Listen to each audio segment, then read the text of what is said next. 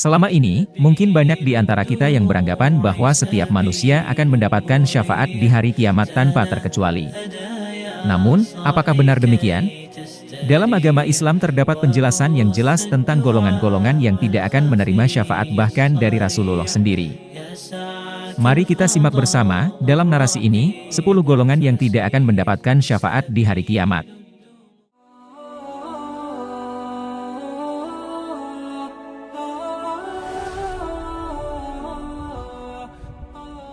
Orang yang ria dalam sholat. Orang yang ria dalam sholat adalah mereka yang melakukan ibadah hanya untuk mendapat pujian manusia, bukan keridhaan Allah. Ini mengingatkan kita akan pentingnya ikhlas dalam beribadah. Karena keikhlasan adalah kunci utama dalam mendapatkan pahala yang berlimpah dari Allah. Hal ini seperti dijelaskan dalam hadis, janganlah kalian sholat dengan ria, karena orang yang sholat dengan ria, maka Allah tidak akan memperhatikannya. Mayoritas ulama sepakat bahwa orang yang melakukan sholat dengan penuh ria dan kesombongan tidak akan mendapatkan syafaat karena termasuk orang yang munafik. Orang yang tidak menjaga wudhu dengan baik juga termasuk golongan orang yang tidak menerima syafaat. Hal ini juga telah dijelaskan dalam hadis, barang siapa yang tidak menjaga kebersihan wudhunya, maka syalatnya tidak akan diterima. Para ulama berpendapat bahwa menjaga kebersihan dan kesempurnaan wudhu merupakan bagian dari ketaatan kepada Allah dan persiapan dalam melaksanakan ibadah sholat. Orang yang tidak menjaga wudhu dengan baik menunjukkan ketidakseriusan dalam menjalankan ibadah sholat. Hal ini juga menunjukkan ketidaksopanan dalam beribadah dan kurangnya rasa takwa kepada Allah. Berikutnya orang yang tidak mendapatkan syafaat ialah orang yang tidak menunaikan zakat. Hal ini karena zakat merupakan kewajiban yang telah ditetapkan oleh Allah dan Rasul-Nya sehingga tidak menunaikannya berarti melanggar perintah Allah. Menunaikan zakat juga menjadi salah satu bentuk pengabdian dan ketaatan kepada Allah serta membantu sesama umat muslim yang membutuhkan. Ulama berpendapat bahwa menunaikan zakat merupakan salah satu rukun Islam yang tidak bisa diabaikan. Hal ini juga dijelaskan oleh hadis yang berbunyi, barang siapa yang diberi harta oleh Allah, lalu ia tidak menunaikan zakatnya maka pada hari kiamat hartanya itu akan dijadikan seekor ular besar yang berbisa yang akan melilit lehernya. Orang yang berbohong, juga masuk salah satu golongan orang yang tidak akan mendapatkan syafaat di hari kiamat. Hal ini juga ditandai dengan hadis yang berbunyi, berbicaralah dengan kejujuran karena kejujuran membawa kepada kebaikan dan kebaikan membawa kepada surga. Janganlah kalian berbohong karena kebohongan membawa kepada kejahatan dan kejahatan membawa kepada neraka.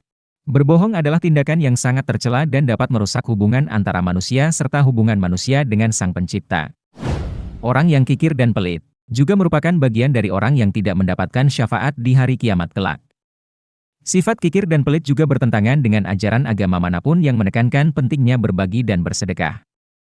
Rasulullah juga bersabda bahwa, janganlah kamu bakhil yang menyebabkan kamu disempitkan rezekimu. Kikir dan pelit juga dapat memperlemah kekuatan ukhuwah Islamiyah atau persaudaraan Islam dalam masyarakat. Orang yang mempersekutukan Allah, golongan ini jelas sangat susah sekali mendapatkan syafaat pada hari kiamat. Hal ini disebutkan dalam banyak ayat Al-Quran diantaranya surat An-Nisa ayat 48. Sesungguhnya Allah tidak akan mengampuni dosa syirik dan Dia akan mengampuni dosa selain syirik bagi siapa saja yang Dia kehendaki. Hadis dari Nabi Muhammad juga menyatakan, barang siapa bersumpah dengan nama selain Allah maka ia telah berbuat kufur atau syirik.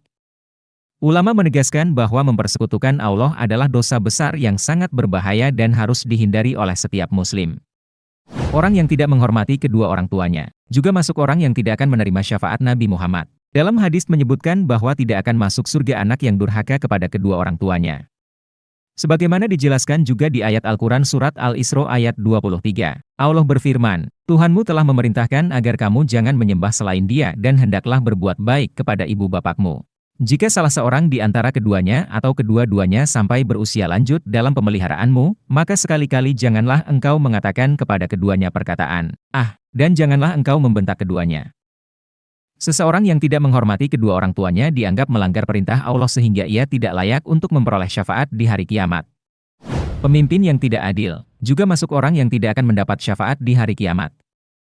Karena pada hari kiamat ada seorang hamba yang terhalang untuk mendapatkan syafaat karena di masa hidupnya ia menjadi pemimpin yang tidak adil terhadap rakyatnya dan bersikap berlebihan dalam beragama. Sebaliknya pemimpin yang adil termasuk dalam 7 orang yang akan dinaungi oleh Allah pada hari kiamat kelak. Sesuai dengan hadis yang disabdakan Rasulullah, akan ada 7 orang yang dinaungi Allah dengan naungannya pada hari kiamat kelak. Pemimpin yang adil, seorang pemuda yang tumbuh beribadah kepada Tuhannya, orang yang hatinya terpaut di masjid, dua orang yang saling mencintai karena Allah, seorang yang menolak berzina karena kecantikan seorang wanita.